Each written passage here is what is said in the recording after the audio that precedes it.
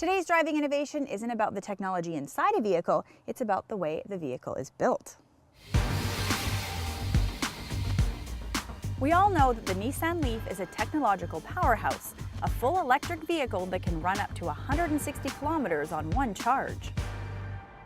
Until last year, the car was made in Japan and then imported to North America. But now, because of the localization of production, it helps to reduce cost and it reduces the impact on the environment. A production center in Tennessee started assembling the Leaf, and another facility started to make the electric motors.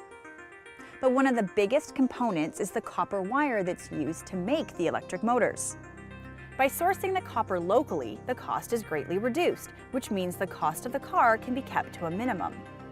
The copper wire is the one huge component. The magnets are the other huge component, and those are processed right in Oklahoma.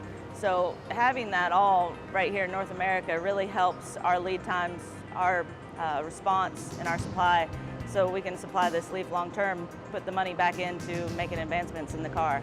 The process of sourcing and building electric motors took 2 years to perfect, and the goal is to have 70% of the Leaf's components sourced locally.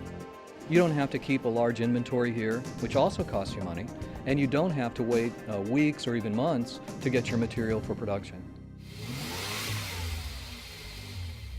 The Leaf is a driving innovation all on its own, but now, because of the way it's made, it takes it to a new level, a local, North American level.